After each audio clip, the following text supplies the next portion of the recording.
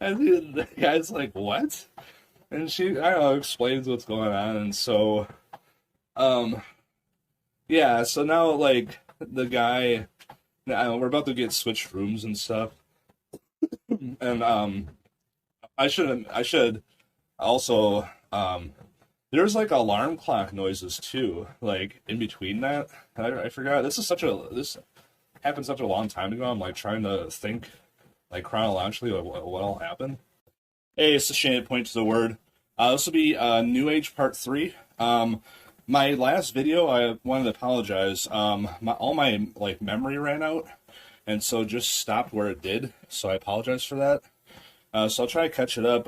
So yeah, my mom had just like basically called to get a new hotel room, and so they sent up either like a security guard or a like just an employee there. And so I actually talked to my mom today, and she didn't remember which one it was.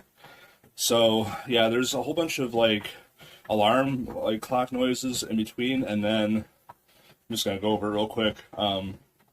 Then that Kleenex box I found that sounded like someone threw a like a boot at the wall. So now my mom's calling down to the service desk and hey, you got any paranormal policy here? And then they're giving us a different room. Well, so now we're getting all of our stuff together because we have like one of those hotel carts. And so we're getting all that our luggage together and putting it in the cart, and we're ready to get out of there. And so we're waiting by the front door, and all of a sudden it gets like chilly, like it starts getting like cold, and we're asking each other like, dude, are you getting cold? And yeah, like everyone's getting cold, and my mom's like, let's just get out of here, like let's wait all in the hallway. And so we're just waiting in the hallway with our cart. I don't know, it's probably like, I don't even know what time it was, maybe midnight or something. And so yeah, the an employee or security guard, whichever, comes down, tells us what room to go to, gives us a key card, and yeah, they go and check out the room and stuff. So yeah, we went to the new room, unpacked. You know what I mean? Like it's early, we have to wake up. We're out of town, so yeah, I maybe got like 2 hours of sleep that night. Like I was, freaked out because I'm like, is this gonna happen in the other room too, or what? So yeah, I don't know. So I remember like, this is at our cousin's wedding, so next morning we tell everyone, and they're like, oh yeah. And I remember like I think we had like a Thanksgiving or something, and like my uncle like threw the Kleenex box at my sister or mom or something. Like, you know what I mean? It's a huge joke. So yeah, that wraps up that story. So yeah, I apologize. The memory cut out for last time. So yeah, so now like I had that experience. So I'm like, dude, what was that all about? And so now I'm at my apartment. I've smoked pot a couple times now, and the reason I bring that up is because I know a lot of these like testimonies, like New Age or Christian or whatever, like they say, maybe that was like a portal that had this stuff begin. Like I don't know, but yeah, so I just mention that because I don't really know like the answer for that, and so yeah, I don't know if that's valid or not, but I know a lot of people are get into these drugs and stuff, and that's they say it might have been a portal that opened all this up. So yeah, I just briefly mentioned that. But, like psychedelics and stuff. Like I never got into that, but I know people believe that's what happened for their own situations. So yeah, I was doing that, and then I had some stuff happen at my apartment. So before I met my wife, I was single and I was in my own apartment, and I did have some paranormal activity or ghost stuff happen there too. And I'll just straight up call it, now that I know, and God has saved me since, I'll call it demonic. And a lot of this stuff like is they call it familiar spirits in the Bible. And there's an account in, I believe it's First Samuel.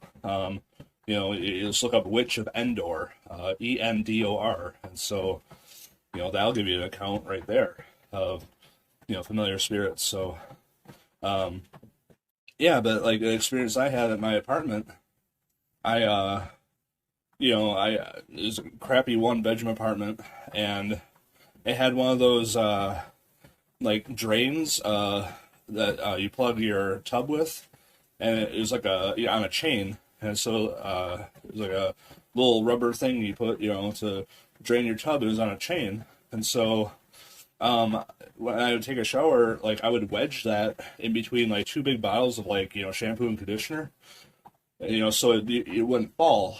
And so one night I went out, to get some food, and I came back, and my tub is full, and the water's like dripping, and the chain drain thing was lodged like in the tub.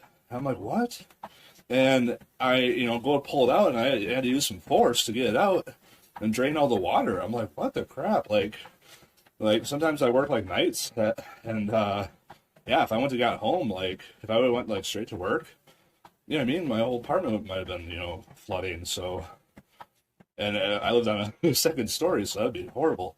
Like a second story apartment, and yeah, so I'm like, dude, what's happening? And yeah, I would hate going to bed. Like I would like stay up all night because like fall asleep at like maybe like 4 a.m. because I don't know, like I always heard like 1 a.m. to 5 a.m. like was evil or whatever, and so I wouldn't want to sleep like right away because I'd be freaked out, because I feel like something happened back at those times, so I'd feel like, okay, if I stay up all night and get past those times, I'll be safe.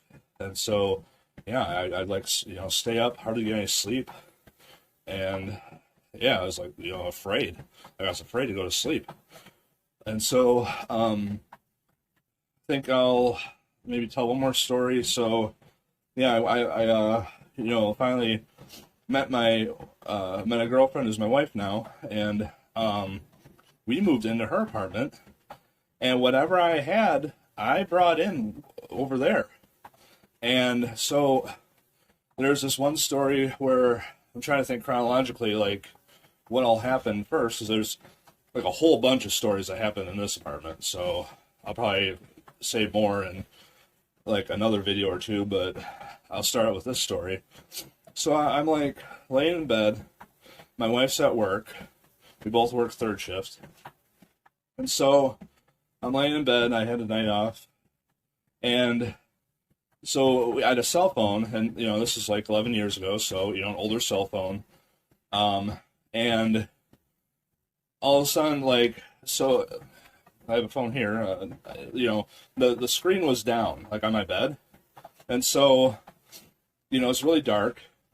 And so all of a sudden I see like these weird lights, like coming in through like the blinds or something, like just a small light, like I don't know, like this is weird. And so all of a sudden I look down, and and I have my phone on my bed, and all of a sudden like so it's down. All of a sudden I see that light up, so the phone isn't face up, it's face down. So I see like the bed kind of light up a little bit, and so all of a sudden I go to reach for it, I can't move. I'm like, what? I'm like, what's happening? And so I'm trying to reach for it, and I'm like paralyzed, like I can't move. I'm like, what is happening? And so I don't know how long it took, but it seemed like it lasted a while. Like all of a sudden I could move again. I'm like, dude, what the crap? And so I reached for my phone, no message, like nothing. And I no missed call, no notification, nothing. Like nothing happened. I'm like, why did my, you know what I mean? Like, I didn't see an update happen, like just nothing. And so I'm like freaked out. I like call my wife. I move in the living room, turn lights on and turn on the TV, and I tell my wife what happened, and yeah, I'm like freaked out. And I know people call it like sleep paralysis, and I've seen a lot of like testimonials where people are like, that was not that was not sleep paralysis. I don't care what you say. So that was my feeling too. Like I don't know what that was. Like maybe back then I would believe that's sleep paralysis, but yeah, I truly feel like that was demonic, and yeah, I feel like that was really demonic and evil. So